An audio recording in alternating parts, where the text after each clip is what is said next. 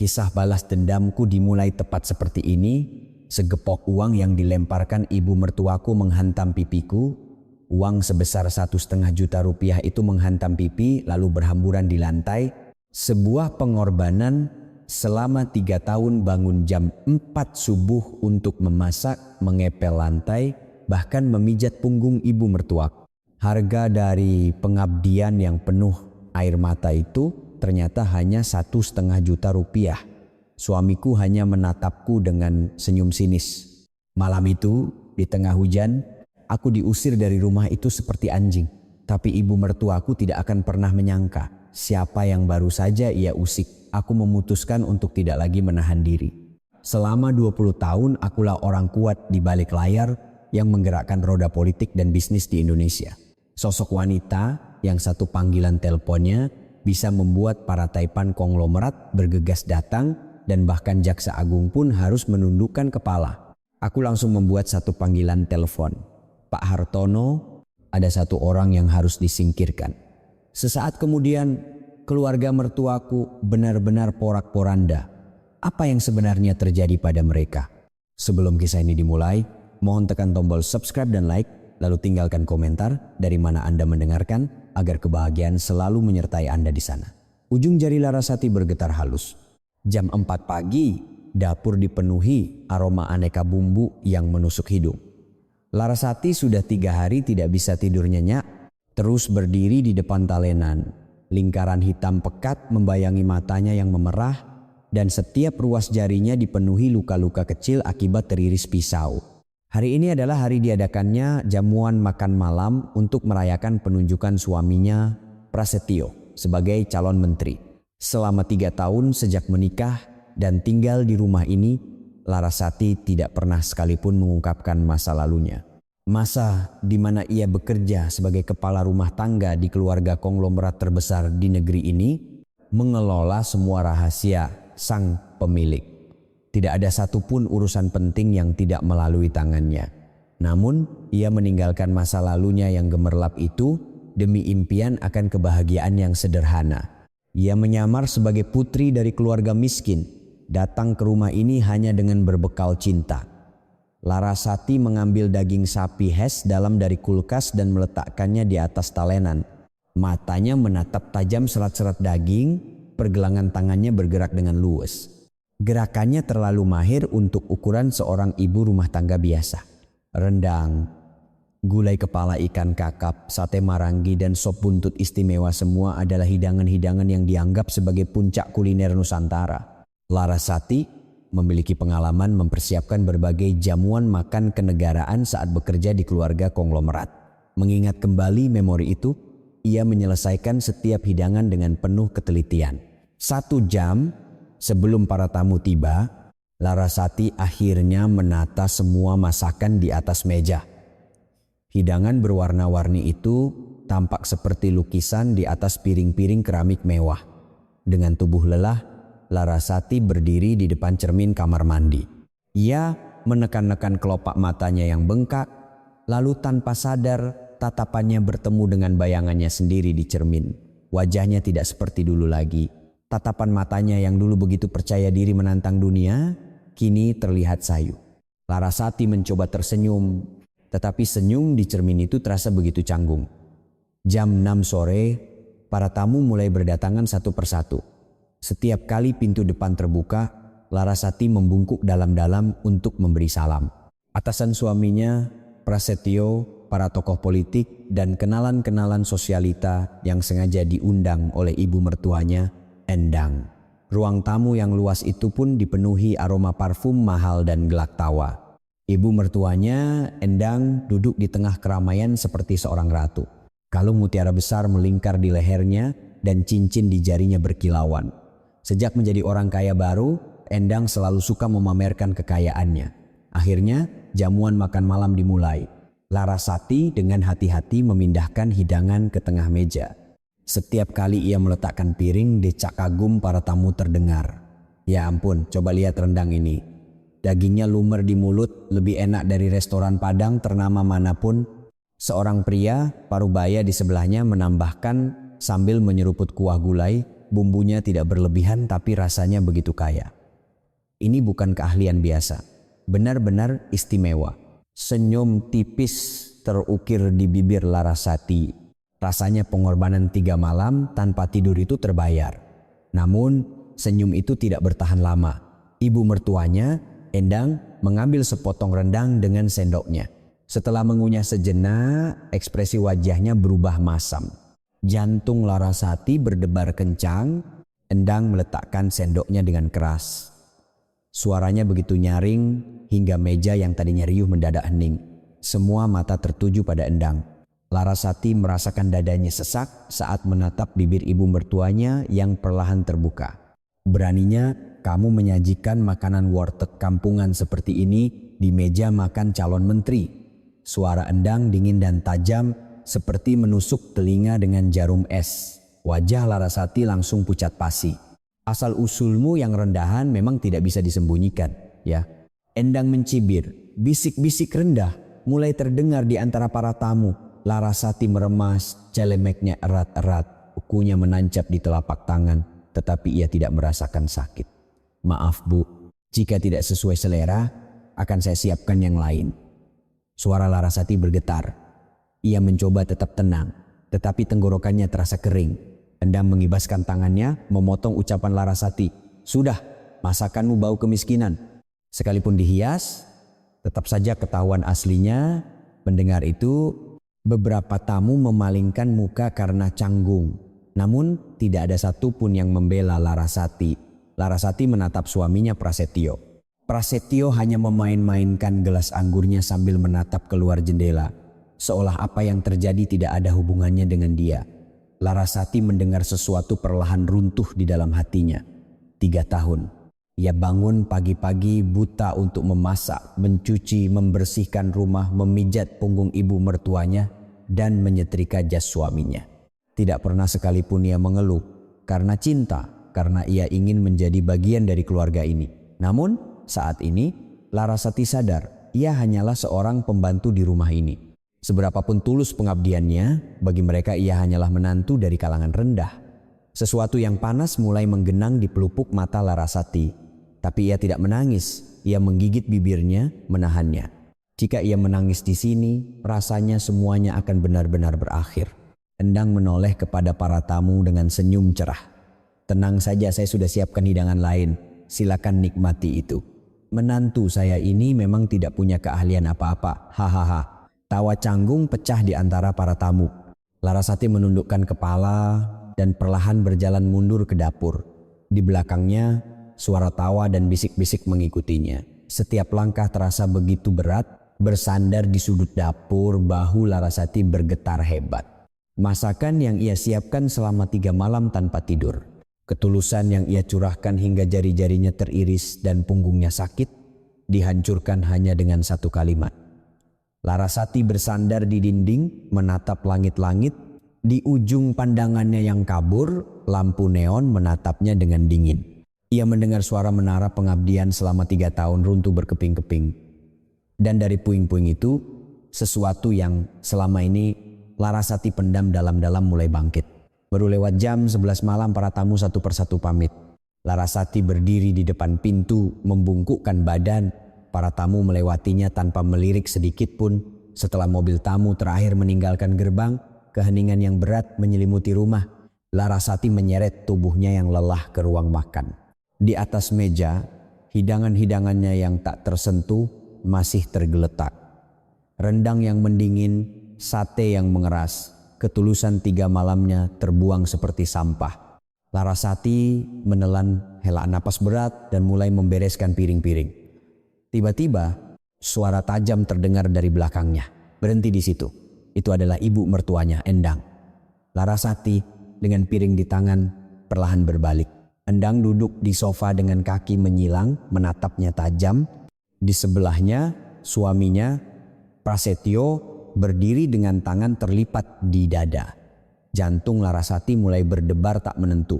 Endang perlahan bangkit dari sofa. Hak sepatunya berketuk di lantai marmer saat ia mendekat. Tanpa sadar, Larasati mundur selangkah. Kamu tahu apa yang sudah kamu perbuat hari ini? Suara Endang rendah. Terdengar jelas ia sedang menahan amarah. Maaf Bu, saya kurang becus. Kurang becus ini lebih dari itu. Endang memotong ucapan Larasati sambil mencibir. Menyajikan makanan seperti itu di jamuan makan keluarga calon menteri, kamu sudah mencoreng mukaku di depan semua orang. Bibir Larasati bergetar. Rasa sakit hati memenuhi dadanya, tapi ia menahannya. Jika ia membantah, situasinya pasti akan lebih buruk.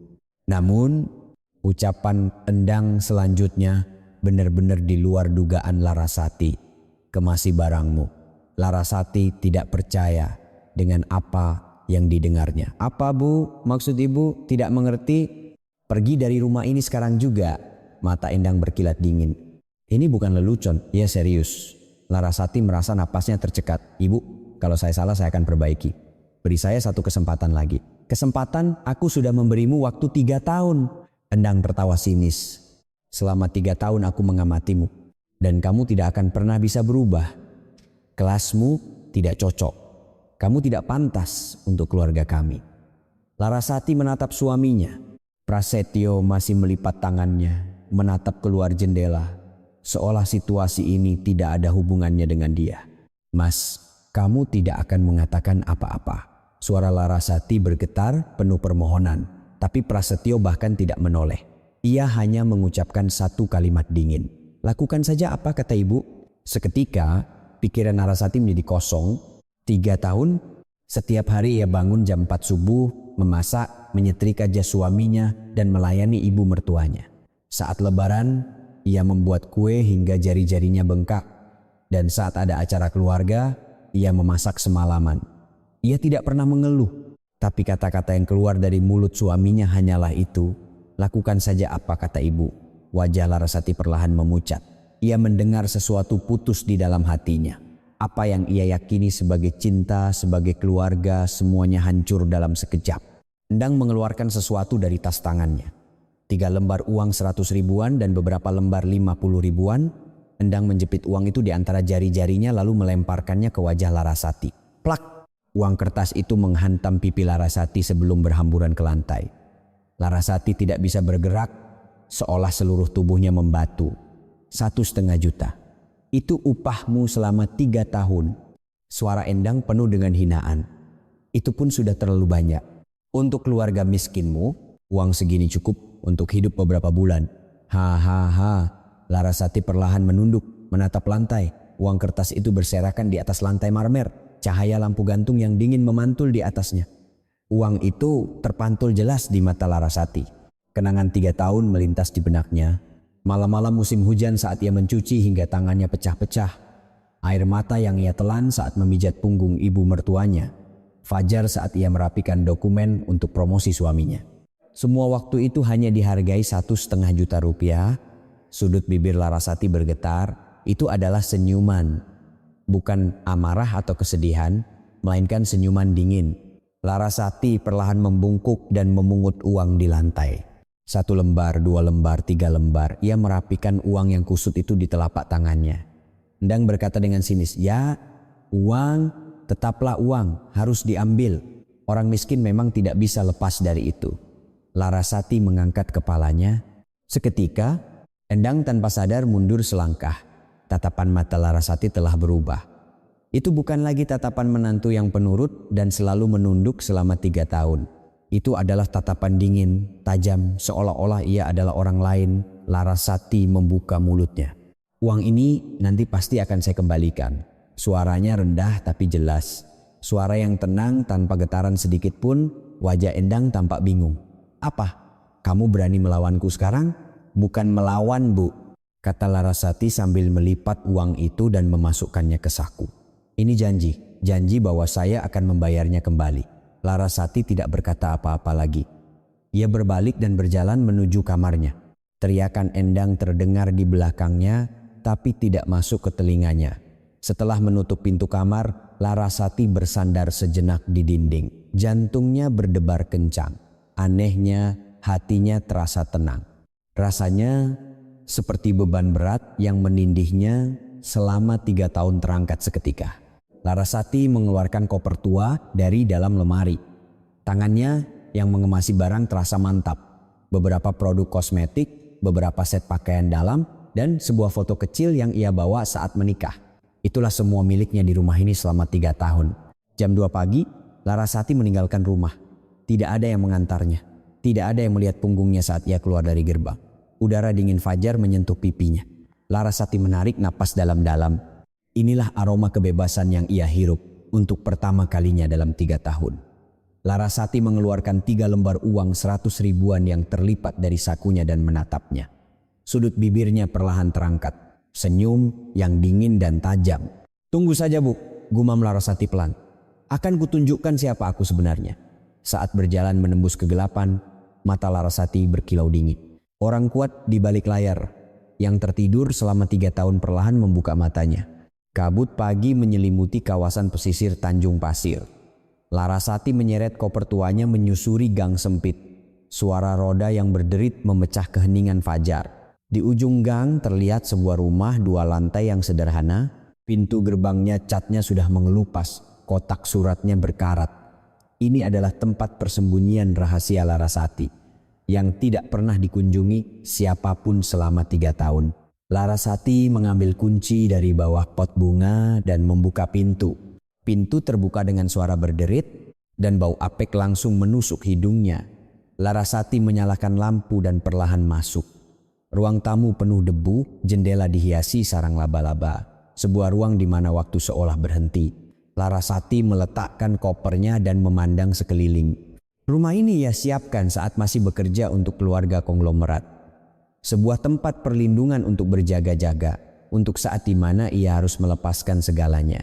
Ia tidak pernah menyangka hari itu akan datang seperti ini. Larasati masuk ke kamar utama. Sebuah lemari tua menempel di dinding. Larasati membuka pintu lemari dan meraba-raba sudut dalamnya. Ujung jarinya menyentuh logam dingin. Sebuah brankas kecil. Larasati mengeluarkannya dan meletakkannya di lantai. Ujung jarinya sedikit bergetar saat menekan kata sandi. "Beb," lampu hijau menyala dan pintu brankas terbuka. Larasati menahan napas sejenak dan melihat isinya. Sebuah buku catatan bersampul kulit hitam tergeletak di sana. Larasati dengan hati-hati mengambilnya. Tidak ada tulisan apapun di sampulnya. Namun di dalam buku catatan ini tertulis rahasia-rahasia yang bisa mengguncang Indonesia. Larasati perlahan membuka buku itu.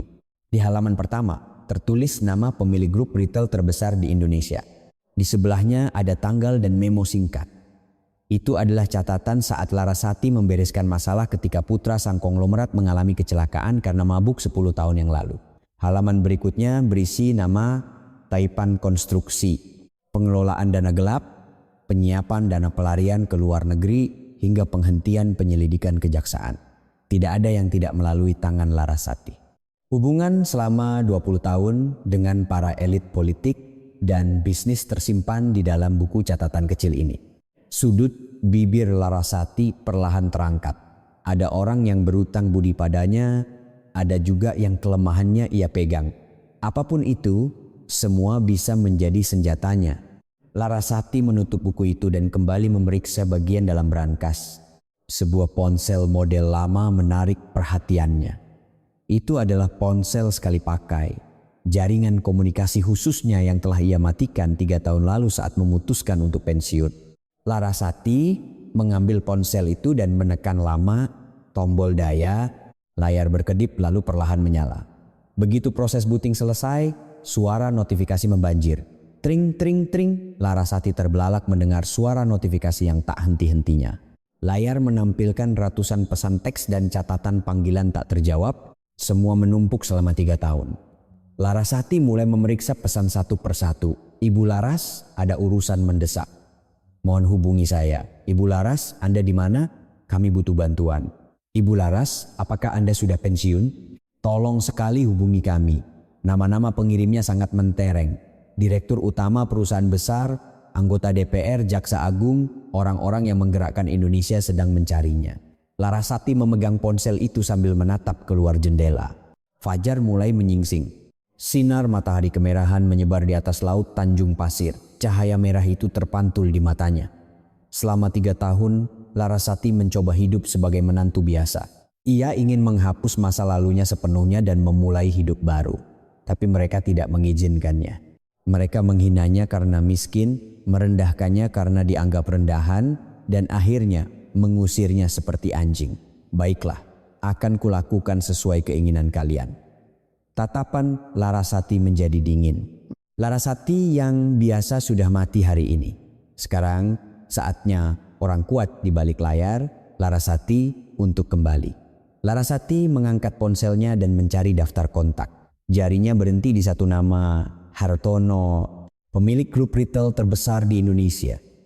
10 tahun yang lalu, saat putranya membuat masalah, Larasatilah yang bekerja semalaman untuk menyelesaikannya. Saat itu, Pak Hartono bahkan berkata sambil menangis, "Ibu Laras, budi baik ini tidak akan pernah saya lupakan seumur hidup."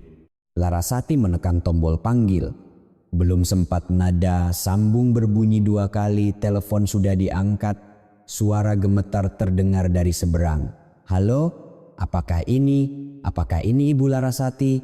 Larasati tersenyum tipis dan menjawab, "Lama tidak bertemu Pak Hartono. Ada yang ingin saya minta tolong." Dari seberang telepon terdengar suara napas yang berat. Lalu suara Pak Hartono terdengar tegas, "Ibu Laras, katakan saja. Apapun akan saya lakukan." Larasati menatap matahari yang terbit di luar jendela. Tirai balas dendam telah dibuka. Sore itu di sebuah restoran makanan laut mewah di kawasan Pantai Mutiara. Larasati duduk di dekat jendela memandangi laut. Setelan hitam yang ia kenakan untuk pertama kalinya dalam 3 tahun terasa pas di tubuhnya. Sosok menantu yang mengenakan celemek lusuh di dapur sudah tidak ada lagi.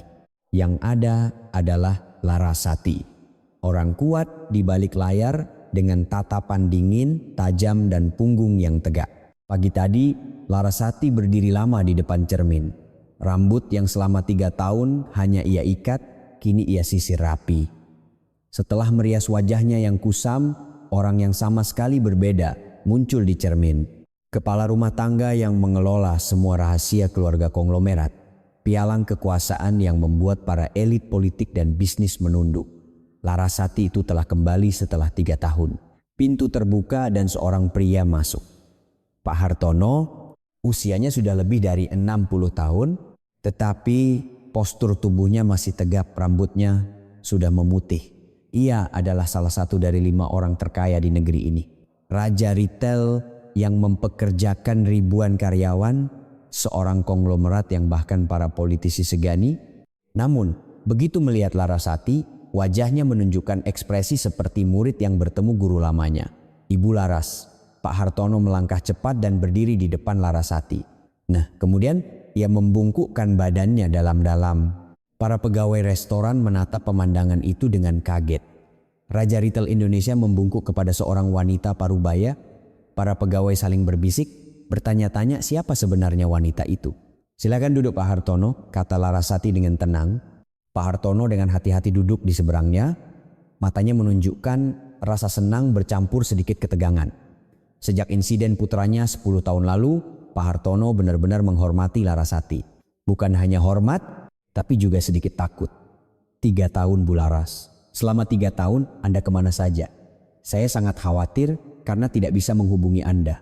Larasati mengangkat cangkir tehnya dan menyesapnya. "Ada urusan pribadi. Saya hanya ingin istirahat sejenak." "Istirahat? Apakah Anda tahu betapa kacaunya dunia bisnis tanpa Anda? Setiap kali ada masalah besar atau kecil, semua orang mencari Anda." Suara Pak Hartono terdengar tulus. Larasati meletakkan cangkir tehnya dan langsung ke pokok pembicaraan. "Pak Hartono, ada yang ingin saya minta tolong. Katakan saja, apapun akan saya lakukan," jawab Pak Hartono seketika. Tanpa ragu sedikit pun, Larasati perlahan membuka mulut. "Ada orang bernama Prasetyo.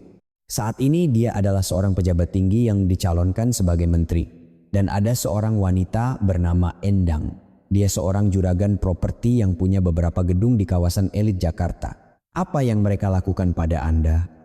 Tatapan Pak Hartono menajam. Sudut bibir Larasati sedikit terangkat. "Mereka ibu mertua dan suami saya. Lebih tepatnya, calon mantan suami saya." Wajah Pak Hartono tampak terkejut. Tangannya yang hendak mengangkat cangkir teh terhenti. Ia terdiam sejenak, lalu wajahnya memerah karena marah. "Saya dengar Anda sudah menikah, Bu. Tapi masa mereka berani. Selama 3 tahun saya diperlakukan seperti pembantu. Bekerja dari subuh sampai malam, menerima segala macam hinaan. Dan tadi malam saya diusir setelah wajah saya dilempari uang 1,5 juta. Suara Larasati datar, seolah menceritakan kisah orang lain. Namun ketenangan itu justru membuat amarah Pak Hartono semakin meluap. Pak Hartono memukul meja dengan kepalan tangannya. Kurang ajar. Beraninya mereka memperlakukan Anda seperti itu. Brak, cangkir teh bergetar. Teh panas sedikit tumpah ke meja.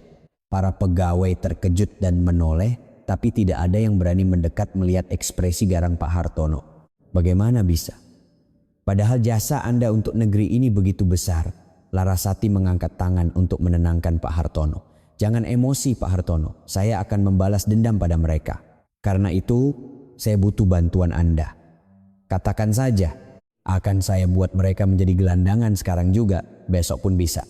Larasati menggeleng, tidak perlu terburu-buru. Kita hancurkan mereka perlahan tapi pasti. Pertama, selidiki latar belakang mereka. Harta kekayaan, hubungan bisnis, sampai semua rahasia tergelap mereka. Semuanya. Pak Hartono mengangguk. Baik, saya akan kerahkan tim intelijen terbaik saya. Dalam seminggu, saya akan cari tahu sampai warna pakaian dalam mereka. Larasati tersenyum puas. Terima kasih Pak Hartono. Dan satu lagi, katakan saja. Tolong hubungi yang lain, beritahu mereka. Saya sudah kembali. Mata Pak Hartono berbinar. Ia mengerti persis arti dari kalimat itu. Kembalinya sang orang kuat di balik layar. Kabar itu akan segera mengguncang seluruh dunia politik dan bisnis di Indonesia. Sejak malam itu, ponsel khusus Larasati berdering tanpa henti. Yang pertama kali menghubunginya adalah Taipan Konstruksi Handoko. 7 tahun yang lalu, saat penyelidikan kejaksaan sudah di depan mata, Larasati lah yang membuatkan jalan keluar untuknya. Jika bukan karena Larasati, Handoko mungkin sudah dipenjara sekarang. Ibu Laras, syukurlah Anda masih ada. Apapun akan saya bantu. Nyawa pun akan saya berikan. Berikutnya adalah mantan Jaksa Agung Suryo. 8 tahun lalu saat putranya terlibat kasus narkoba, Larasati yang menyelesaikannya secara diam-diam. Ia adalah penyelamat yang telah menjaga masa depan putranya dan kehormatan dirinya. Ibu Laras, jika butuh jaringan di kejaksaan, hubungi saya kapan saja. Masih banyak jaksa aktif yang akan bergerak jika saya yang meminta. Selanjutnya adalah Taipan Media, konglomerat keuangan, hingga anggota DPR aktif. Satu panggilan telepon dari Larasati membuat para penguasa di Indonesia satu persatu menundukkan kepala. Mereka semua berutang budi padanya. Entah karena nyawanya diselamatkan, dikeluarkan dari krisis, atau aib fatalnya ditutupi. Jaringan yang ia bangun selama 20 tahun bekerja di balik bayang-bayang kini mulai membuahkan hasil. Larasati menerima sumpah setia mereka satu persatu. Semakin malam, senyum di bibir Larasati semakin lebar. Kekuatan yang ia lepaskan 3 tahun lalu kini kembali ke tangannya. Mungkin bahkan lebih kuat dari 3 tahun lalu, utang budi selama ini kembali dengan bunganya. Keesokan paginya, laporan pertama datang dari Pak Hartono. Ibu Laras, seperti dugaan. Wanita bernama Endang itu punya banyak kasus penggelapan pajak properti. Ada transaksi menggunakan nama orang lain saat membeli gedung dan laporan pendapatan sewanya juga berantakan. Jika diselidiki serius, denda pajaknya bisa mencapai miliaran. Larasati menempelkan telepon di telinganya sambil menatap keluar jendela. Dan si Prasetyo itu lebih parah lagi. Ada dugaan ijazah palsu hingga indikasi penerimaan suap. Kalau ini dibongkar saat uji kelayakan calon menteri, habislah dia. Gali lebih dalam, sampai yang paling tersembunyi. Baik, dan Bu Laras, ada satu informasi menarik lagi. Apa itu? Prasetyo punya wanita simpanan, putri seorang pengusaha. Apartemen yang ia berikan pada wanita itu ternyata dibeli dengan dana gelap milik Endang. Ibu dan anak ini berkomplot mempersiapkan pernikahan baru tanpa sepengetahuan Anda. Mata Larasati berkilat dingin. Alasan suaminya ingin mencampakkannya menjadi jelas. Sejak awal, Larasati hanyalah batu loncatan baginya untuk menjadi menteri. Seorang istri penurut dari keluarga miskin, wanita tak berbahaya yang tidak akan menghalangi kariernya. Setelah dimanfaatkan dan menemukan kartu yang lebih baik, Ia dibuang begitu saja. Larasati tertawa pelan. Bagus, bagus sekali. Suaranya tenang, tetapi di dalamnya tersimpan niat membunuh yang dingin. Pak Hartono, kumpulkan semua buktinya. Tanpa ada yang terlewat, akan kutunjukkan pada dunia perbuatan mereka. Sempurna hingga tidak ada sedikit pun celah untuk membela diri. Setelah menutup telepon, Larasati menatap laut pagi di Tanjung Pasir. Ombak yang tenang berkilauan di bawah sinar matahari, tapi pemandangan damai itu tidak masuk ke matanya. Di kepalanya hanya ada satu gambaran. Hari di mana ibu mertua dan suaminya akan berlutut memohon ampun. Larasati mengeluarkan 3 lembar uang 100 ribuan yang terlipat dari sakunya dan membukanya. Sinar matahari pagi jatuh di atas uang kertas yang kusut itu. Tunggu saja. Aku akan segera datang. Gumaman Larasati terbawa angin laut. Jaring sang pemburu perlahan-lahan menyempit. Seminggu berlalu. Rumah tua 2 lantai di Tanjung Pasir itu kini telah berubah menjadi markas operasi rahasia. Tumpukan dokumen menggunung di atas meja ruang tamu dan di dinding tertempel foto ibu mertua serta suaminya. Benang merah terhubung rumit di bawahnya membentuk berbagai diagram hubungan antar tokoh. Larasati sedang memeriksa dokumen dengan kaca pembesar. Itu adalah data yang dikirim oleh tim intelijen Pak Hartono. Sertifikat tanah, catatan transaksi keuangan, rekaman panggilan telepon jejak 10 tahun terakhir dari Endang dan Prasetyo tercatat dengan rinci. Mata Larasati berkilat dingin. Keadaannya jauh lebih kotor dari yang ia duga. Busuk sampai ke akarnya. Larasati membalik lembar demi lembar dokumen, memastikan dosa mereka satu persatu. Pertama, kejahatan ibu mertuanya, Endang, terungkap. Endang dulunya hanyalah seorang ibu rumah tangga biasa yang mengelola warung kelontong kecil di kampung. Tapi 15 tahun yang lalu, ia tiba-tiba membeli sebuah gedung di kawasan elit Jakarta. Tidak ada yang tahu dari mana uang itu berasal. Ternyata, Endang selama ini membeli properti atas nama kerabatnya untuk menghindari pajak. Pajak pembelian, pajak penjualan, pajak bumi dan bangunan pajak yang ia gelapkan mencapai miliaran rupiah. Selain itu, ia juga menerima uang sewa gedung secara tunai dan tidak melaporkannya. Ia adalah seorang penggelap pajak sejati. Larasati mencibir. Katanya mau jadi besan calon menteri harus sekelas. Penggelap pajak macam apa yang bicara soal kelas? Tangan Larasati yang membalik dokumen terhenti. Sebuah foto menarik perhatiannya. Foto Endang bersama seorang pria di lapangan golf. Larasati mengenali wajah pria itu. Seorang pejabat tinggi di Direktorat Jenderal Pajak. Mata Larasati menyipit. Inilah alasan mengapa Endang bisa lolos dari pemeriksaan pajak selama ini.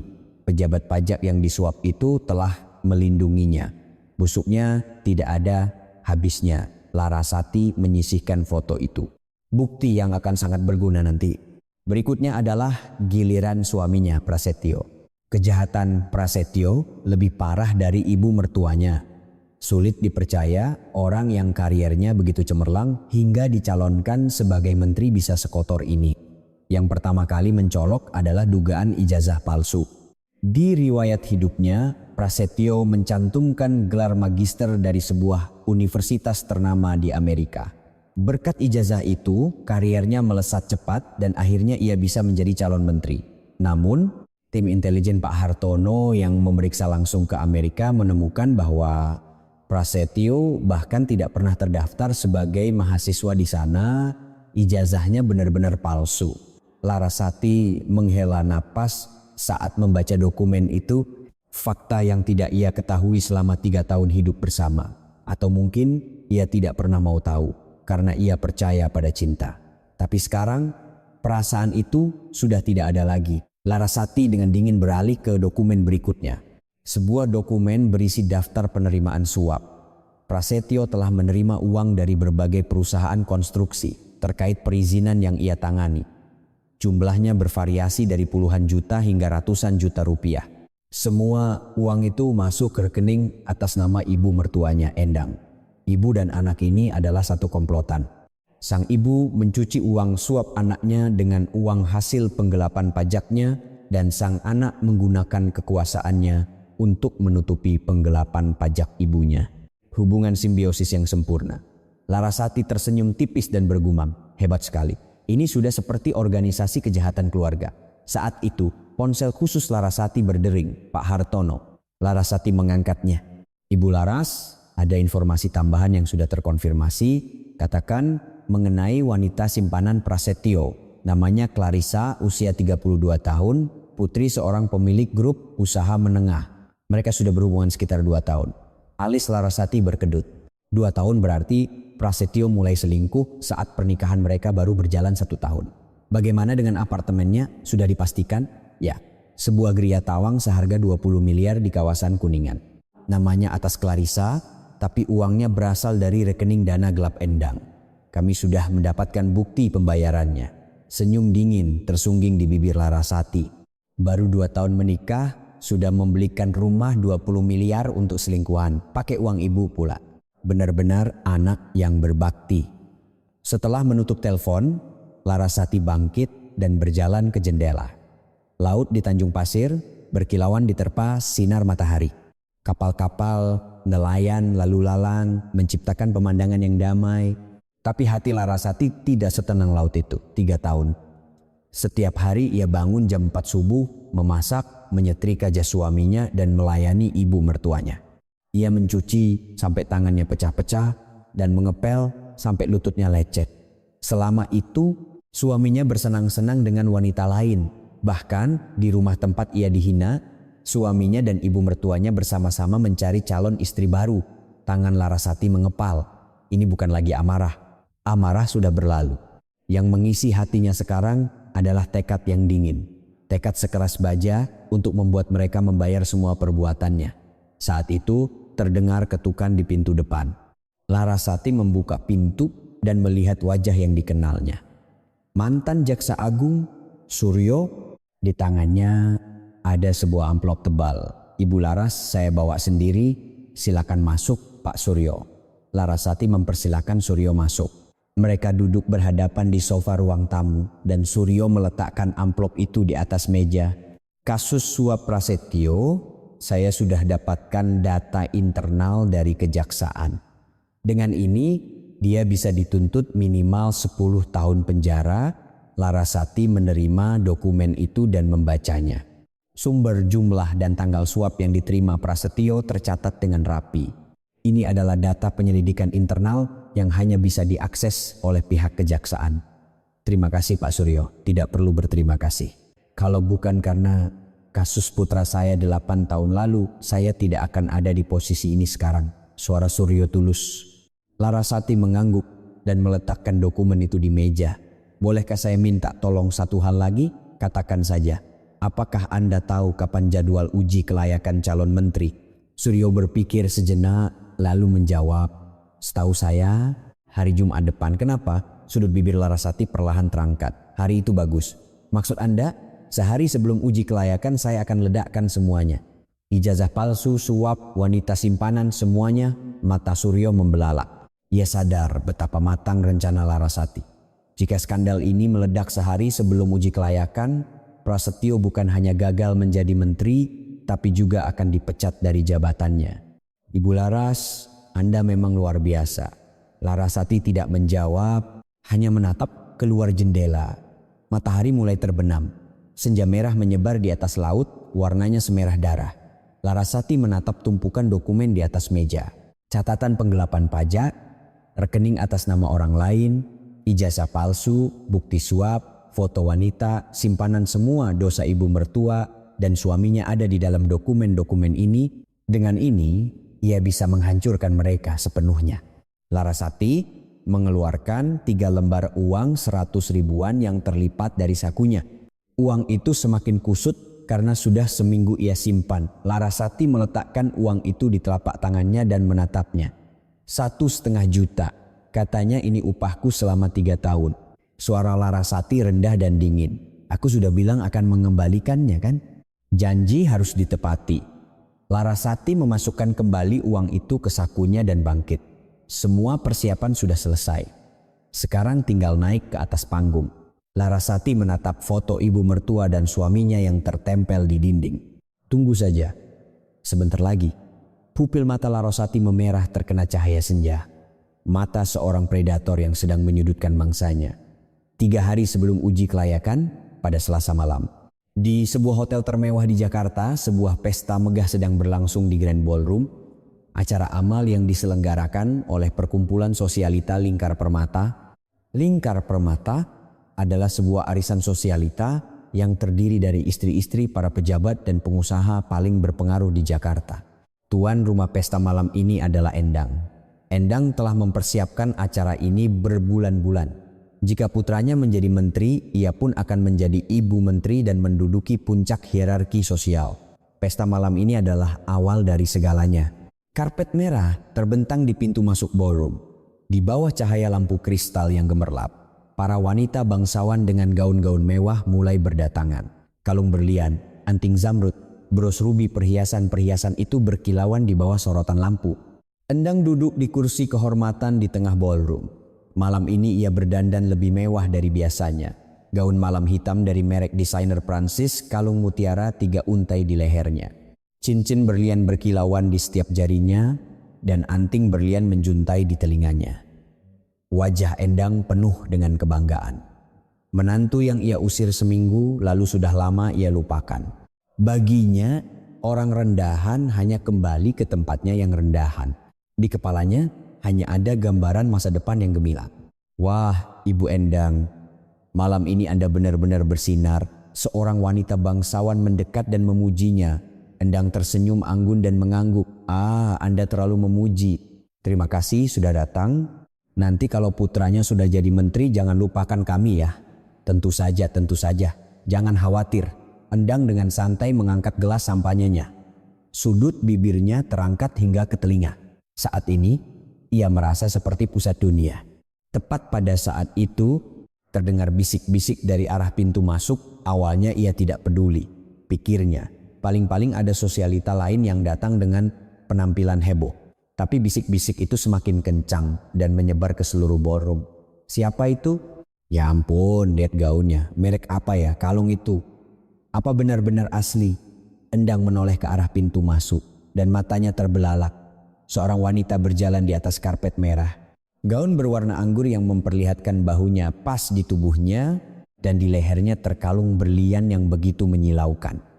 Rambut panjangnya tergerai anggun di atas bahu dan bibirnya yang berlipstik merah tersenyum tipis.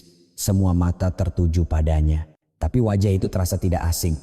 Endang menyipitkan mata dan melihat lebih dekat. Dan seketika jantungnya serasa berhenti berdetak. Itu Larasati.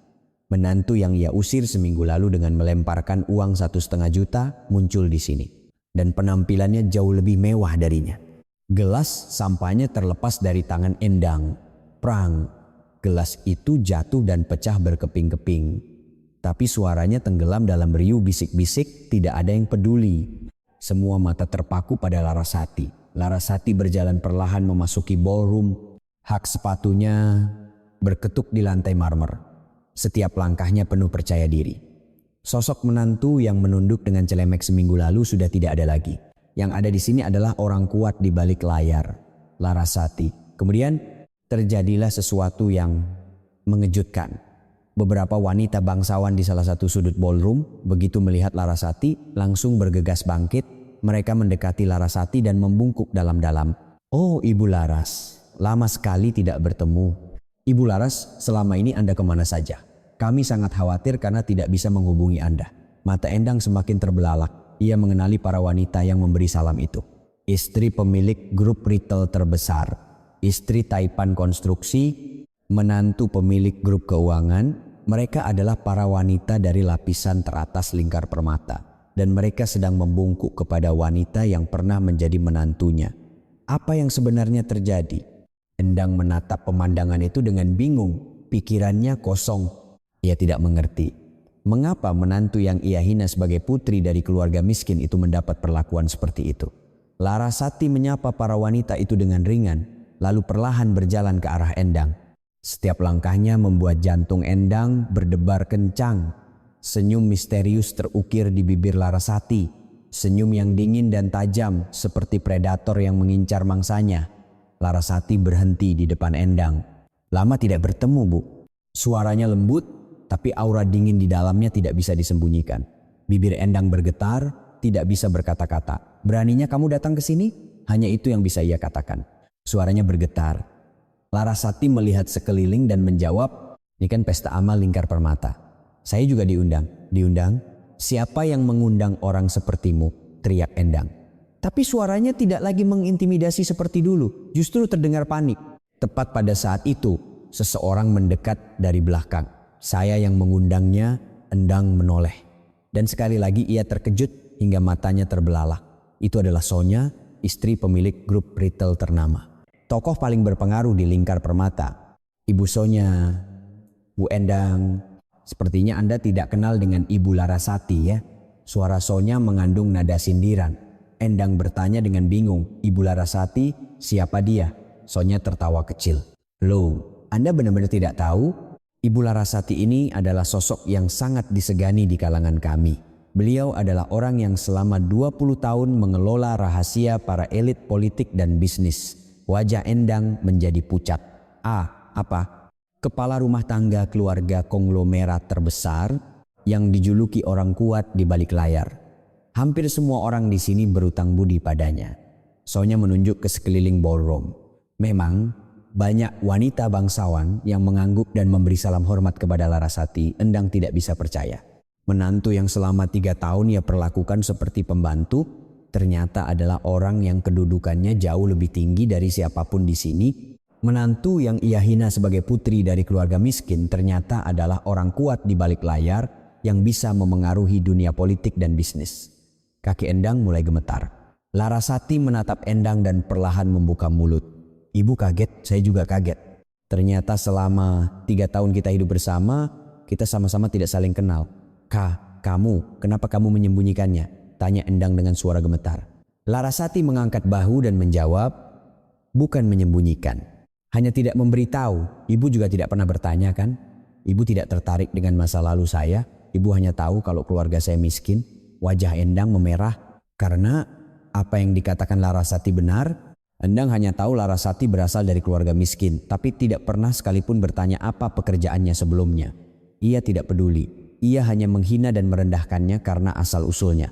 Para wanita bangsawan di sekitarnya mulai berbisik. Ya ampun, jadi wanita itu ibu mertuanya, Ibu Laras, masa punya menantu sehebat itu malah dihina?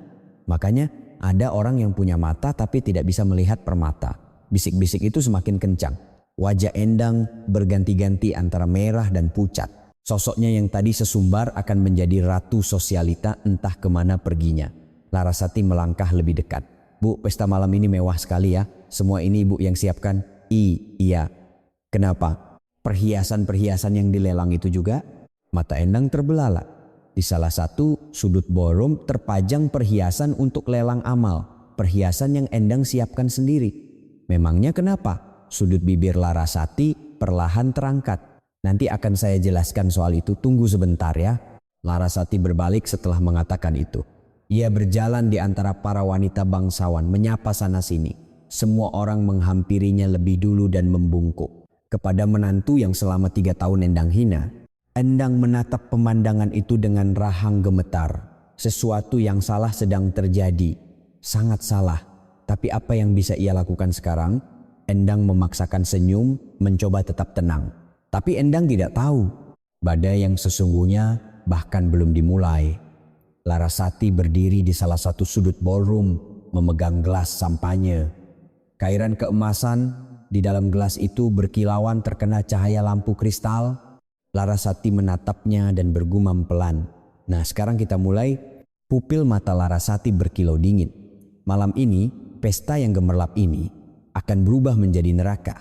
Pesta telah mencapai puncaknya. Tawa dan denting gelas sampanye terdengar di seluruh penjuru ballroom. Para wanita bangsawan saling memuji perhiasan dan sibuk bersosialisasi. Namun, semua orang bisa merasakan suasana telah berubah. Sejak kemunculan Larasati, pusat perhatian pesta telah beralih sepenuhnya. Endang terdesak ke sudut. Para wanita yang tadi mengerumuninya dan memujinya kini berkumpul di sekitar Larasati. Wajah Endang mengeras dan gelas sampahnya di tangannya bergetar. Saat itu, pembawa acara mengambil mikrofon. Baiklah, sekarang kita akan memulai acara puncak malam ini, lelang amal. Di etalase yang disiapkan di salah satu sudut ballroom terpajang perhiasan-perhiasan mewah. Kalung berlian, bros zamrud, gelang safir semua disiapkan khusus oleh Endang untuk pesta ini. Wajah Endang sedikit cerah. Ia percaya diri dengan perhiasan-perhiasan ini karena ia sendiri yang memilihnya dari toko perhiasan terbaik. Jika lelang ini sukses, rasa malunya hari ini mungkin bisa sedikit terobati. Barang lelang pertama adalah kalung berlian 3 karat. Harga pembukaan 500 juta rupiah. Suara pembawa acara menggema di ballroom, bisik-bisik terdengar di antara para wanita. Beberapa dari mereka sudah bersiap mengangkat tangan untuk menawar tepat pada saat itu. Tunggu sebentar. Sebuah suara tenang namun jelas membelah keheningan ballroom. Semua mata tertuju pada pemilik suara itu, Larasati. Larasati berjalan perlahan ke arah etalase. Apa? Mau apa kamu? Teriak Endang panik. Firasat buruk menyelimutinya. Tapi Larasati tidak peduli dan berhenti di depan etalase. Larasati mengambil kalung berlian itu. Di bawah cahaya lampu kristal, permata itu berkilauan. Larasati melihatnya dengan saksama, lalu perlahan menggelengkan kepala. Ada yang ingin saya sampaikan kepada hadirin sekalian. Suara Larasati menyebar dengan tenang. Ballroom seketika hening. Semua orang menahan napas menunggu kata-kata Larasati selanjutnya. Berlian ini palsu. Seketika ballroom membeku. Apa? Palsu? Maksudmu? Bisik-bisik meledak. Wajah Endang pucat pasi. Kamu tahu apa? Bohong. Omong kosong apa itu? Teriak Endang sambil berlari mendekat. Tapi Larasati dengan tenang mengangkat kalung itu. Selama 20 tahun saya bekerja di keluarga konglomerat, saya sudah menangani banyak sekali perhiasan. Membedakan yang asli dan palsu adalah keahlian saya. Larasati mengarahkan kalung itu ke cahaya. Berlian asli, jika terkena cahaya, akan membiaskan cahaya menjadi warna pelangi. Tapi ini hanya memantulkan cahaya putih. Ini adalah zirkonia kubik biasa di pasar. Harganya paling mahal 1 juta. Keluhan kecewa terdengar dari para wanita. Ya ampun, benarkah? Ini penipuan kan? Wajah Endang memerah. Bibirnya bergetar. Itu karanganmu. Perhiasan itu aku beli sendiri di toko perhiasan. Larasati tertawa kecil. Benarkah? Kalau begitu, mari kita periksa yang lain. Larasati mengambil perhiasan-perhiasan di etalase satu persatu. Bros zamrud, gelang safir, anting rubi, semuanya ia periksa dengan cara yang sama. Ini juga palsu. Ini juga palsu.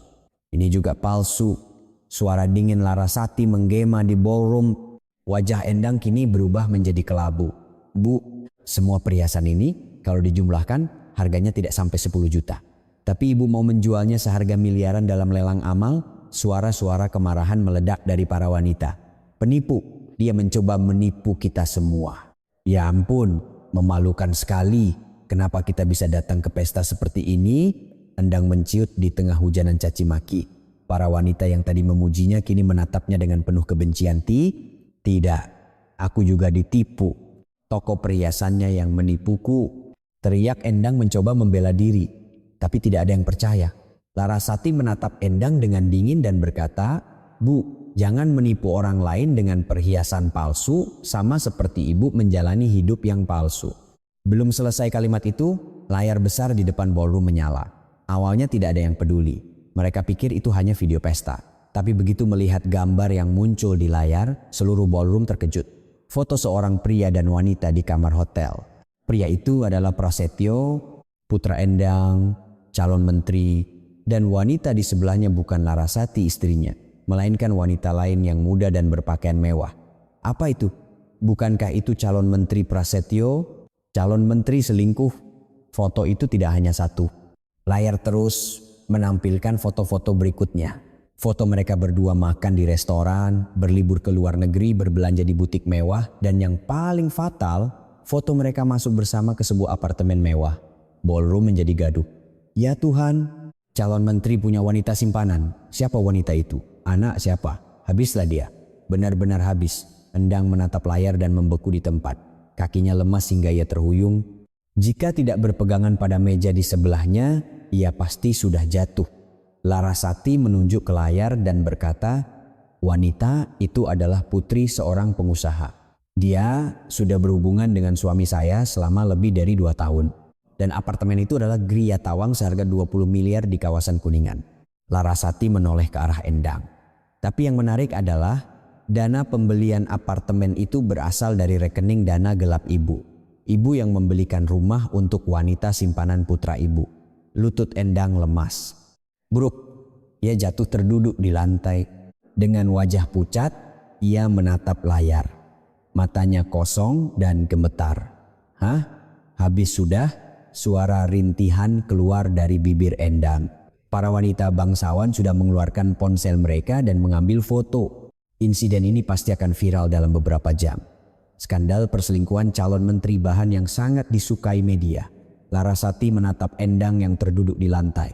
Bu, seminggu yang lalu ibu bilang pada saya, kelas kita tidak cocok, tidak pantas untuk keluarga ibu. Larasati perlahan membungkuk, menyejajarkan matanya dengan Endang.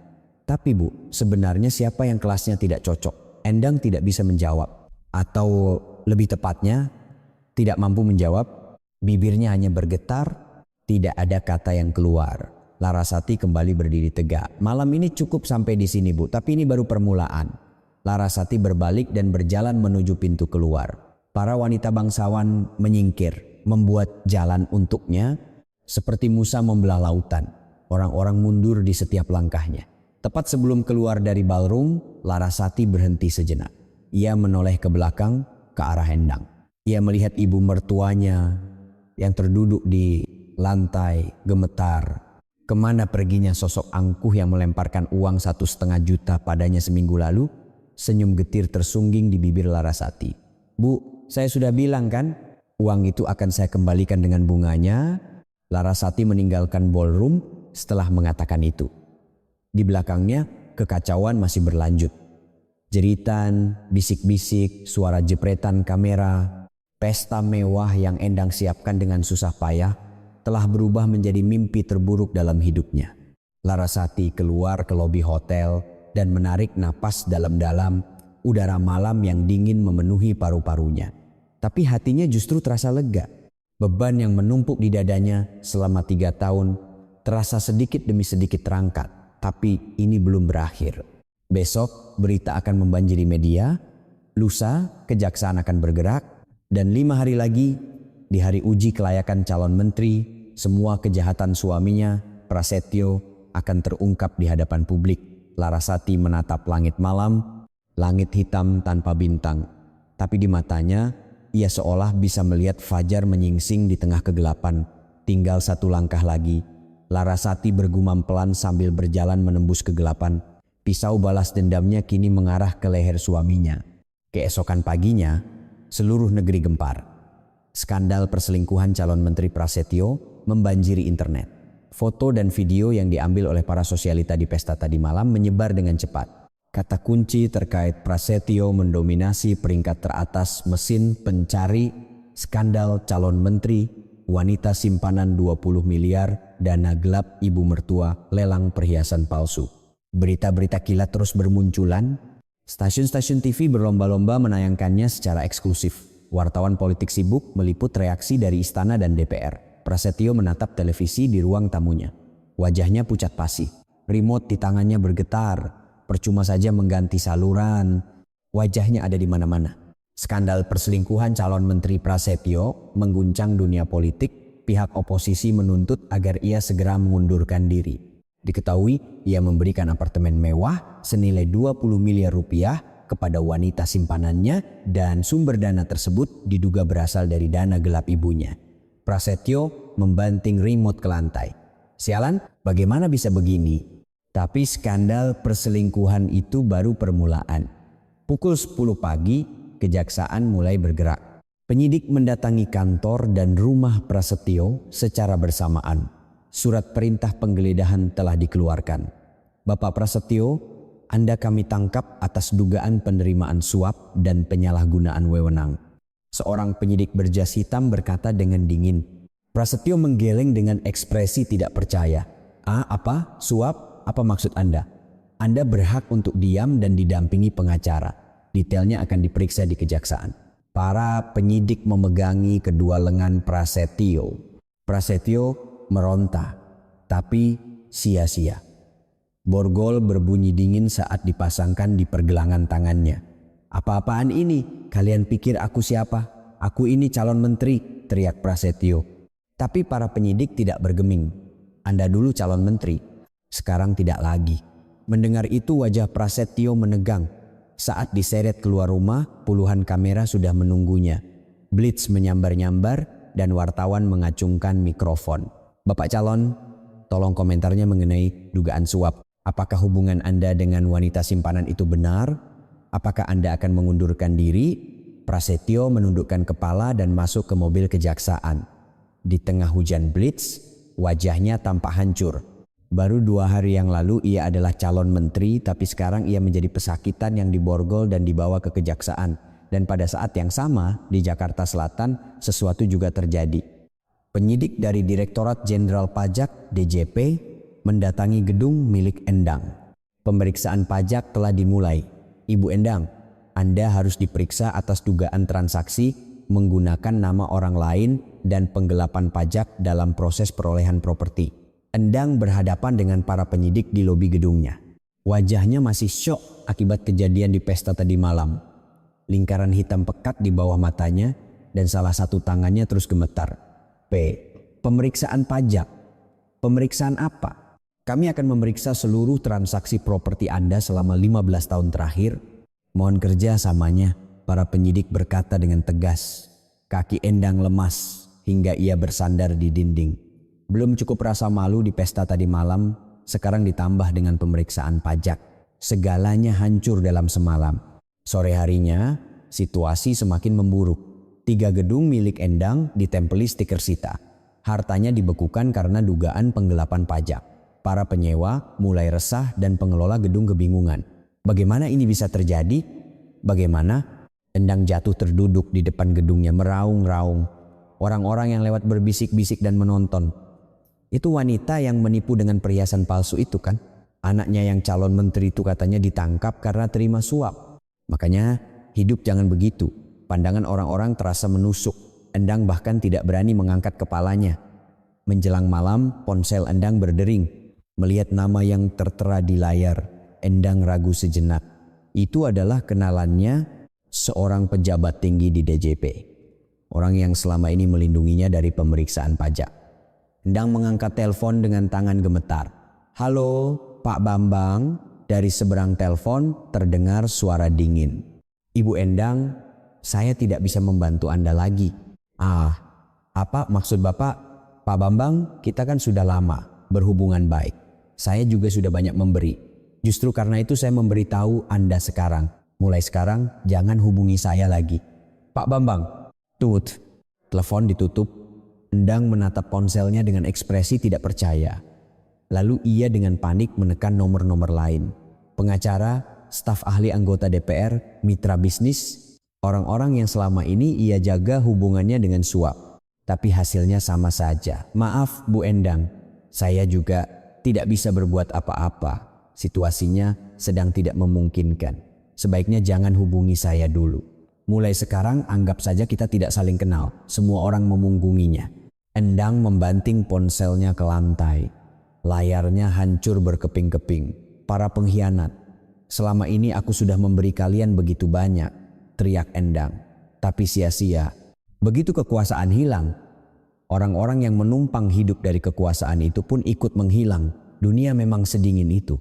Sementara itu, Prasetyo yang dibawa ke kejaksaan juga mengalami hal serupa. Di ruang interogasi, Prasetyo terus meminta pengacaranya. Pengacara dari firma hukum ternama yang selama ini melindunginya. Tapi ia tidak bisa dihubungi.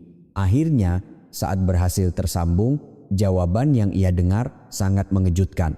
"Maaf Pak Prasetyo, firma kami tidak bisa menangani kasus ini." "Apa? Aku sudah bayar kalian berapa banyak selama ini? Justru karena itu saya sarankan, sebaiknya Anda cari pengacara lain." Telepon ditutup. Prasetyo jatuh terduduk di kursi interogasi. Tangannya gemetar. Baru beberapa hari yang lalu, ia adalah seorang penguasa yang sedang naik daun. Jabatan menteri sudah di depan mata dan ia berencana menikah lagi dengan putri konglomerat untuk mendapatkan kekuasaan yang lebih besar. Tapi sekarang, status calon menterinya dicabut. Ia ditangkap dan diinterogasi sendirian tanpa pengacara. Semuanya hancur hanya dalam satu hari. Wajah seseorang terlintas di benak Prasetyo. Larasati, istri yang ia usir seminggu yang lalu. Saat ibunya melemparkan uang 1,5 juta, ia hanya diam saja. Ia ingat tatapan mata Larasati saat itu. Tatapan yang dingin dan menusuk. Saat itu ia tidak tahu bahwa itu adalah tatapan mata orang yang bersumpah akan balas dendam. Larasati, kamu yang melakukan ini. Prasetyo menggertakkan giginya. Tapi apa yang bisa ia lakukan sekarang? Semuanya sudah terlambat. Malam itu, berita mengenai pengunduran diri calon menteri disiarkan secara darurat. Calon menteri yang telah ditunjuk, Prasetyo, akhirnya mengundurkan diri dari pencalonannya. Kejaksaan menyatakan akan segera mengajukan surat perintah penahanan atas dugaan penerimaan suap dan pemalsuan ijazah. Suara pembawa berita dengan tenang menyampaikan kejadian itu. Di layar, tampak wajah Prasetyo yang menunduk dengan tangan di borgol. Di rumah tua 2 lantai di Tanjung Pasir, Larasati menyaksikan berita itu. Di luar jendela, kegelapan telah turun dan dari kejauhan terdengar suara ombak. Larasati menatap wajah suaminya di televisi sambil mengangkat cangkir teh. Teh panas mengalir di tenggorokannya. Tahap pertama balas dendam telah selesai. Suaminya ditangkap dan ibu mertuanya kehilangan hartanya. Kekuasaan dan jaringan yang mengelilingi mereka lenyap dalam semalam. Tapi ini belum berakhir. Tepat pada saat itu, ponsel Larasati berdering. Di layar tertera nama suaminya, Prasetyo. Sepertinya ia menelepon dari kejaksaan. Larasati menatap layar sejenak, lalu menekan tombol terima. Halo, suara Larasati datar. Dari seberang telepon, terdengar suara gemetar Prasetyo. Larasati, ini aku. Tolong, aku. Kamu bisa menghentikan semua ini kan? Tolong. Larasati hanya diam mendengarkan. Suara Prasetyo semakin memelas. Aku salah. Kita mulai lagi dari awal ya. Aku akan maafkan semuanya. Jadi, tolong, sudut bibir Larasati sedikit terangkat. Memaafkan aku? Iya. Aku akan maafkan semuanya. Jadi, Larasati memotong ucapannya, Anda salah paham. Kata-kata Prasetyo terhenti.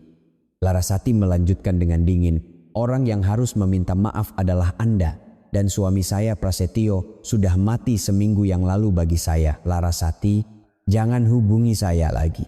Larasati menutup telepon setelah mengatakan itu. Ia meletakkan ponselnya di atas meja dan menatap kegelapan di luar jendela. Karma. Siapa yang berbuat, dia yang akan menanggung akibatnya. Larasati menarik napas dalam-dalam. Beban berat di dadanya terasa sedikit demi sedikit lebih ringan. Tapi masih ada satu hal yang tersisa. 1,5 juta rupiah. Ia harus mengembalikan uang itu. Larasati mengeluarkan uang kertas yang kusut dari sakunya. 3 lembar uang 100 ribuan yang sudah lebih dari seminggu ia simpan. Sebentar lagi. Larasati bergumam pelan sambil menatap uang itu. Hari penghakiman terakhir semakin dekat. Seminggu lagi berlalu. Suaminya, Prasetyo, dibebaskan dengan jaminan dan sedang menunggu persidangan. Berita tentang tuduhan penerimaan suap, penyalahgunaan wewenang, dan pemalsuan ijazah yang membuatnya terancam hukuman lebih dari 10 tahun penjara terus memenuhi media. Kejatuhan sang calon menteri yang gemilang menjadi tontonan bagi seluruh negeri. Nasib ibu mertuanya, Endang, tidak berbeda. 3 gedungnya di Jakarta Selatan disita dan denda pajaknya mencapai miliaran rupiah. Semua harta atas nama orang lain juga terungkap, tidak ada yang tersisa. Dalam semalam, ia berubah dari orang kaya baru menjadi gelandangan. Sore itu, hujan turun di Tanjung Pasir. Larasati duduk di dekat jendela, memandangi rintik hujan. Dengan secangkir teh di tangan, ia menatap kosong keluar. Balas dendamnya telah selesai, tapi hatinya masih terasa hampa. Saat itu terdengar ketukan di pintu depan, gedor-gedor. Suara ketukan yang kasar dan tergesa-gesa. Larasati perlahan bangkit dan berjalan ke pintu. Saat ia membuka pintu, 2 orang berdiri di tengah hujan. Ibu mertuanya Endang dan suaminya Prasetyo. Larasati menyipitkan mata. Penampilan mereka yang seminggu lalu masih gemerlap kini sudah tidak ada lagi. Rambut Endang basah kuyup dan lepek. Wajahnya tanpa riasan dipenuhi kerutan dan lingkaran hitam pekat di bawah matanya. Pakaian yang ia kenakan kusut dan kotor. Sulit dipercaya ini adalah wanita yang sama yang mengenakan gaun mewah di pesta seminggu yang lalu. Kondisi Prasetyo lebih parah. Entah bagaimana ia bisa keluar dari tahanan, tapi wajahnya benar-benar hancur. Tulang pipinya menonjol, matanya merah dan bengkak. Wibawa seorang pejabat tinggi yang dulu sukses sudah tidak terlihat lagi. Larasati bersandar di kusen pintu menatap mereka. Ada apa? Suaranya datar. Tidak dingin, tidak hangat. Hanya datar. Endang yang pertama kali membuka mulut, suaranya serak. Larasati. Ibu mertua yang selama 3 tahun tidak pernah memanggil namanya. Selalu memanggilnya hei, kamu, atau sebutan lainnya. Orang itu untuk pertama kalinya memanggil namanya. Tolong kami. Gak ada lagi yang bisa menolong kami selain kamu. Suara Endang bergetar. Lalu ia perlahan berlutut. Lututnya menyentuh lantai beton yang basah. Aku salah. Selama 3 tahun ini aku terlalu jahat padamu. Tolong maafkan aku sekali ini saja. Kepala Endang tertunduk ke lantai. Dahinya hampir menyentuh lantai yang basah. Larasati menatap pemandangan itu tanpa ekspresi. Prasetyo juga ikut berlutut di sebelahnya. Larasati, apa yang kamu mau? Aku akan lakukan apa saja. Tolong selamatkan aku. Kalau begini terus, aku bisa membusuk 10 tahun di penjara. Air mata mengalir dari mata Prasetyo. Pria yang dulu memperlakukan istrinya seperti pembantu, selingkuh dan bersiap menceraikannya demi wanita lain. Pria itu kini berlutut di tengah hujan dan menangis. Larasati menatap mereka bergantian. Kenangan 3 tahun yang lalu melintas. Hari di mana ia menikah, memimpikan kebahagiaan sederhana. Ia ingin menjadi bagian dari keluarga suaminya dan mengabdi dengan tulus. Ia memasak setiap subuh, mencuci, membersihkan rumah. Meskipun tangannya pecah-pecah dan lututnya lecet, ia tidak pernah mengeluh. Tapi, apa yang ia dapatkan sebagai balasan? Masakanmu bau kemiskinan, kelasmu tidak cocok. Tidak pantas untuk keluarga kami. Ini upahmu selama 3 tahun, 1,5 juta yang dilemparkan ke wajahnya. Dan punggung suaminya yang hanya diam saja. Larasati perlahan memasukkan tangannya ke saku. 3 lembar uang 100 ribuan yang sudah 2 minggu ia simpan terasa di ujung jarinya. Kusut dan lapuk hingga kertasnya terasa kasar. Larasati mengeluarkan uang itu. Mata Endang tertuju pada uang itu. Itu. Ingat ini Bu, suara Larasati rendah dan tenang. 2 minggu yang lalu, ibu melemparkan uang ini ke wajah saya. Katanya ini upah 3 tahun saya. Wajah Endang pucat pasi. Ia ingat, saat itu saya bilang apa? Ingat? Saya bilang akan mengembalikannya dengan bunganya. Larasati perlahan membungkuk, menyejajarkan matanya dengan Endang. Bunganya 3 gedung milik ibu. Itulah bunganya. Cukup kan? Mata Endang terbelalak, bibirnya bergetar. Larasati membuka 3 lembar uang 100 ribuan di depan wajah Endang. Dan ini pokoknya. Larasati melepaskan tangannya. 3 lembar uang itu melayang dan jatuh di atas wajah Endang. 1 lembar di dahi, 1 di hidung dan 1 di lutut. Uang yang basah itu menempel di kulitnya. Endang tidak bergerak. Ia hanya menunduk dengan bahu bergetar, entah menangis atau tertawa. Larasati berdiri tegak dan menatap Prasetyo. Dan Prasetyo mengangkat kepalanya, wajahnya basah oleh air mata dan hujan. Untukmu tidak ada yang perlu kukembalikan. Karena selama 3 tahun aku tidak pernah menerima apapun darimu. Wajah Prasetyo menegang. Larasati, tolong. Yang kamu berikan padaku hanyalah ketidakpedulian dan pengkhianatan. Jadi itu juga akan kukembalikan utuh. Larasati berkata dengan dingin. Mulai sekarang, apapun yang terjadi padamu di penjara aku tidak peduli. Sama seperti kamu tidak peduli padaku selama 3 tahun. Kepala Prasetyo terkulai lemas. Ia tidak bisa berkata apa-apa lagi. Larasati menatap mereka berdua untuk terakhir kalinya. Ibu mertua dan suami yang berlutut di tengah hujan. Orang-orang yang seminggu lalu mengusirnya seperti anjing. Sekarang mereka memohon nyawa padanya. Tapi hati Larasati tidak tergerak sedikit pun. Tidak ada rasa kasihan, amarah, atau kesedihan. Hanya kekosongan dan ketidakpedulian yang mengisi dadanya. Mungkin itulah balas dendam yang paling menakutkan. Larasati membuka mulut, pakai uang ini untuk pergi ke pemandian umum.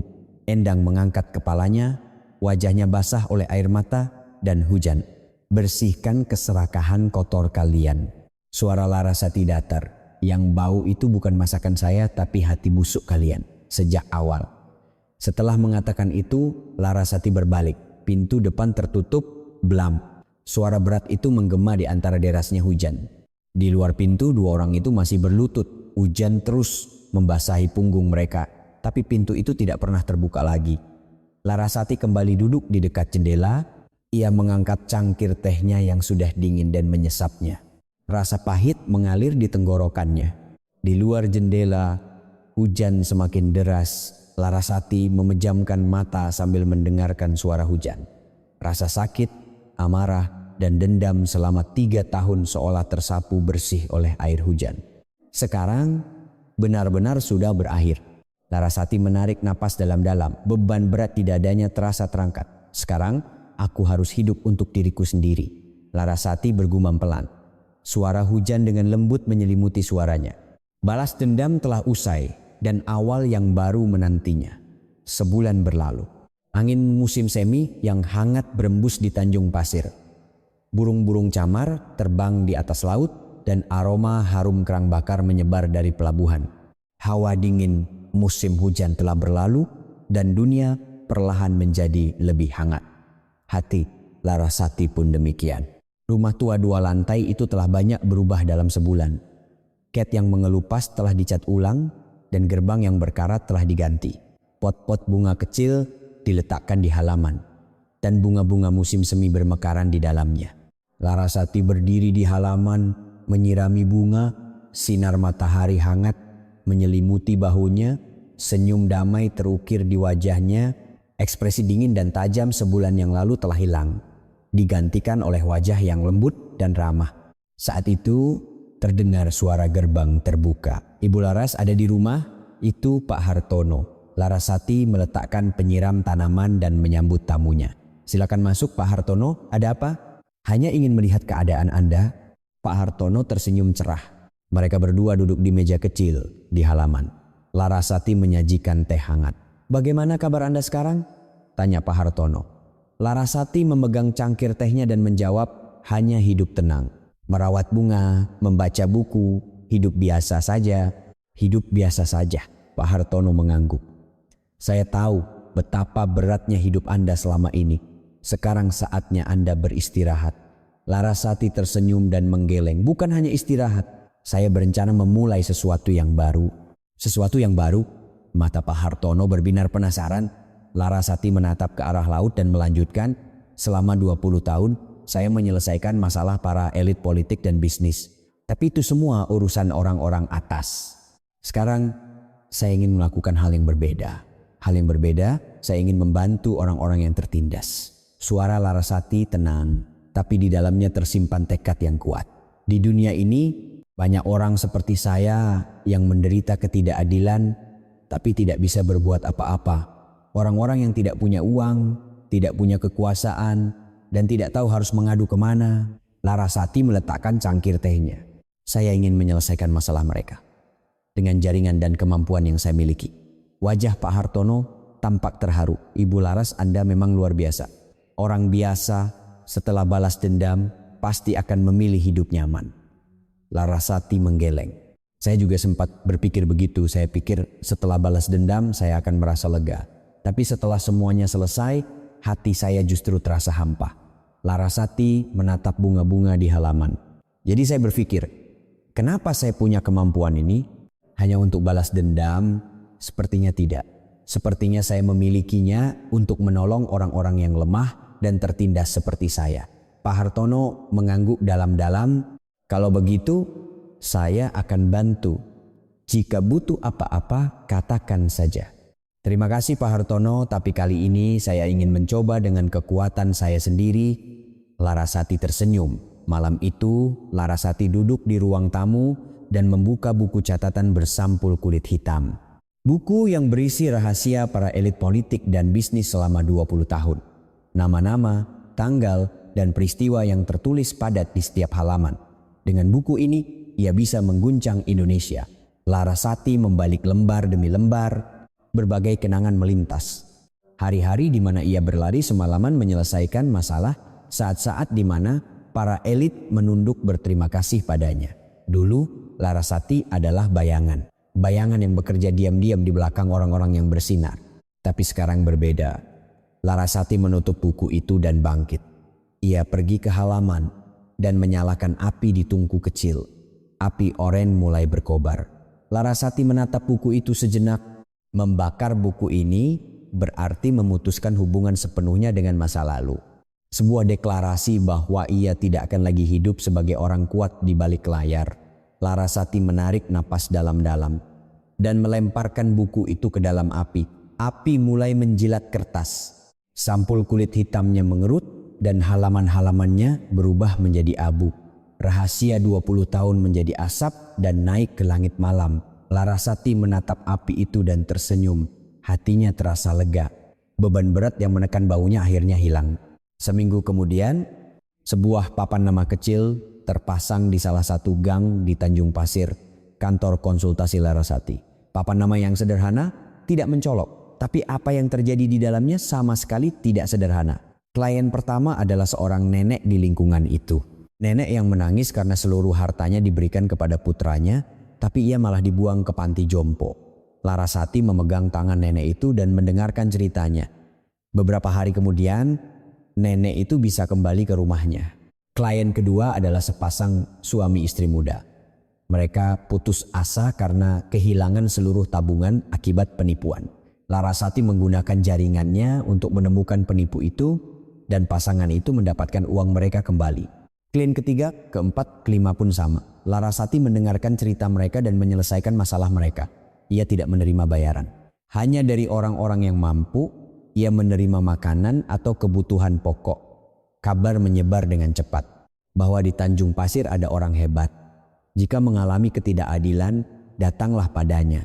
Ia bisa menyelesaikan masalah yang bahkan polisi dan pengacara tidak bisa selesaikan. Larasati menjadi sibuk, tapi ia tidak merasa lelah. Justru setiap hari terasa penuh makna. Bisa menolong seseorang, bisa menghapus air mata seseorang. Itulah kebahagiaan terbesar baginya. Suatu senja, Larasati duduk di pemecah gelombang di pelabuhan menatap senja. Matahari merah perlahan turun ke laut. Langit berwarna oranye, merah muda, dan ungu. Burung-burung camar terbang ke arah senja mengeluarkan suara tangisan mereka. Larasati menarik napas dalam-dalam. Aroma laut memenuhi paru-parunya. Angin asin yang sejuk meniup rambutnya. Tiba-tiba ia teringat masa lalunya. Hari-hari sebagai bayangan keluarga konglomerat selama 20 tahun. Hari di mana ia menikah memimpikan kebahagiaan sederhana. Waktu di mana ia dihina dan direndahkan selama 3 tahun. Malam di mana ia diusir setelah wajahnya dilempari uang 1,5 juta. Dan bulan lalu saat ia berjuang untuk balas dendam. Waktu yang penuh gejolak. Tapi tidak ada penyesalan. Karena semua waktu itulah yang membentuk dirinya sekarang. Larasati tersenyum. Dulu, ia adalah menantu seseorang, istri seseorang, asisten seseorang, dan bayangan seseorang. Ia selalu hidup di belakang orang lain untuk orang lain. Tapi sekarang berbeda. Sekarang, Larasati adalah Larasati. Bukan menantu siapa-siapa, bukan istri siapa-siapa, bukan bayangan siapa-siapa. Hanya Larasati. Larasati yang mengelola kantor konsultasi di Tanjung Pasir dan membantu orang-orang yang tertindas. Itulah hidup yang paling harum. Senja telah hilang di balik laut. Bintang-bintang mulai muncul satu persatu di langit. Larasati bangkit dan berjalan pulang. Ia bersenandung sambil menyusuri gang. Ia bahkan tidak ingat kapan terakhir kali ia bernyanyi seperti ini. Saat tiba di rumah, seseorang berdiri di depan gerbang. Seorang nenek membawa pot bunga kecil. Nenek yang masalah putranya ia selesaikan minggu lalu. Ibu Laras, ini saya tanam sendiri di halaman rumah sebagai tanda terima kasih. Nenek itu dengan malu-malu menyodorkan pot bunga. Di dalam pot kecil itu, bunga melati sedang mekar. Larasati tersenyum cerah dan menerima pot itu. Terima kasih Nek, akan saya rawat baik-baik. Setelah nenek itu pergi, Larasati meletakkan pot itu di halaman. Bunga melati putih itu bergoyang ditiup angin. Larasati menatap bunga itu dan berpikir, inilah kebahagiaan. Bukan sesuatu yang besar. Tidak perlu gaun mewah, kalung berlian, atau kekuasaan. Hanya seperti ini, sederhana, menolong seseorang dan menerima ucapan terima kasih dari seseorang. Itulah kebahagiaan yang sesungguhnya.